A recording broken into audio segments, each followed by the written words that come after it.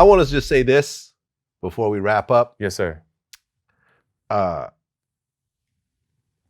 amount of scamming that I'm seeing right now with the EDD Yes. and the SBA loans, EBT cards, PPP. the PPP, Yep. SBA. is like nothing I've ever seen. Yes. We have been reporting on the most ridiculous stories. There was these two rappers that made a song called EDD.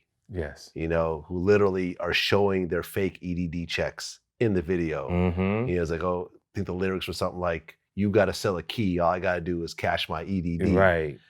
$1.2 million in EDD scams, convicted thanks to that video. Yes. There was another video of a guy who has an Instagram post of a G-Wagon with a big red bow on it for his lady. He's like, "Yeah, baby, I told you, I got you the big house. Now I got you this G-Wagon. Wait till I get you next week." 2.5 million in scams. She's arrested. He's currently still on the run. Mm-hmm. Last I checked. And we talked about this. Me and Boosie were talking about how he's like, everywhere I go, every city, motherfuckers have stacks of fresh $100 bills. Yes. Not when people are trapping, they got the dirty, worn out, crackhead dollar bills. No, he said fresh money. The amount of scamming that's going on right now in these poor neighborhoods. Yes.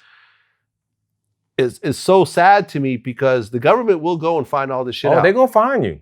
You know, it's not like doing a drug deal. Yes. Where you don't know where those kilos came from.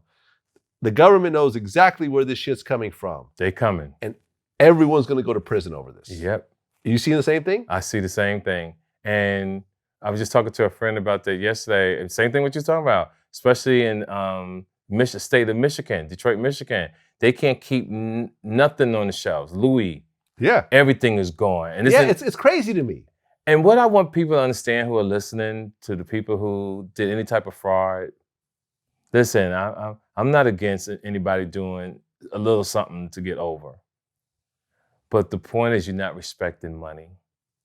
And me and my sons talk about it all the time, that you got to respect the dollar. Now, I can understand you get the money and then you're smart enough to nickel and dime off it for 10, 15, 20 years.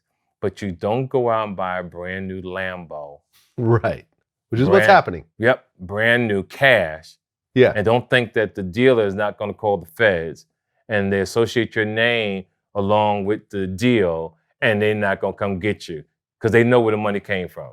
Right. I talked to a jeweler I know, and he said that guys that he's dealt with, they usually spend $1,000, $1,500, are now coming with $15,000, $20,000. They want it right now. And it's to the point where he doesn't want to take the money. Wow. He's literally turning people down because he's like, I don't think this is coming from legitimate means, and I'm not trying to get wrapped up. Right. That's how Jacob the jeweler went to prison. Yep, sure was. Overtaking all that BMF cash for jewelry, not reporting it. Yep. And then someone gets Big T. Yep. Southwest T. Southwest T, Big Meech's brother, gets busted with like $700,000 worth of jewelry and then wants to go get it back from the feds. Right. And they're connecting the dots and it goes back to Jacob the jeweler. And they're like, oh, you sold him millions of dollars worth of jewelry, didn't report it. You're going to prison right along with these guys. Something? That's what happens. And let me tell you that once the pandemic starts to come to a close, and it's time to, the trillions of dollars that have been sent out, I got audited after the last stock market crash. Yes. And my accountant said, I'm seeing 5 times the amount of audits this year. Yeah, they're not playing. Because that money they're dishing out, that they bailed out the banks with, yes, they got to make that back. They got to make that back. All this money they're dishing out, and like, isn't it an extra charge too during the pandemic because it's it's a felony type thing, correct? Well, it's after a certain dollar amount. Yeah, it's a certain dollar amount. Because here's the thing, like from what I understand, I read that like half of the SBA, the small business loans they've given out, the companies have gone bankrupt. Yes. That they've given them to. Yes. Now, a lot of times it's not their fault. Right. If you got a restaurant and no one's you can't fill the place up anymore. And you can file bankruptcy. You have a gym, you have certain things that just do not work in a pandemic. Yes. That loan helps. but it's not going to keep you going. It's not So a gonna lot keep of you these going. companies are filing bankruptcy legitimately. Yes. But that's all money lost. Yep. They got to make that back. So best believe everyone who's stealing right now, who's doing, who's pretending to have a business with 100 employees, Mhm. who's getting these EDD checks sent to abandoned homes, Yes. they're going to figure out where this came from. It's very easy to trace. Yes. And not only are you going to go to prison, but you're going to have massive penalties that's Yes. going to ruin your financial future forever. Yes. Over what? Over material things. And you're right. They're not really saving the money. They're not saying, okay, I'm going to go move to a different country. Because here's the thing, if you save the money and you did something illegal, I guarantee you may not get caught as fast. Yeah. See? Like, I'm not trying to teach you how to steal.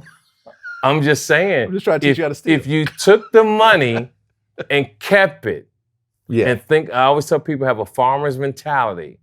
Know that you're rich, but you don't have to prove that you're rich. Yeah. Two different things. Because a fisherman can always see another fisherman from afar. Cold line. No, yes, sir. I got to think about that one. Yes, sir. Yes, sir.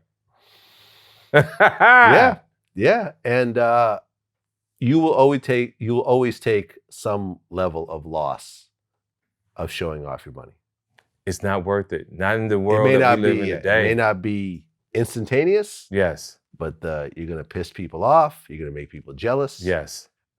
Success has enemies. Success has enemies. And there's no way I have learned this very clearly in success 2020. has enemies. Yes. It has enemies. People who you thought were your friends Mhm. are actually your enemies. Waiting to spring into action. Yep. And one of my favorite lines, and I'll say it here on your show, stay low key and flex occasionally.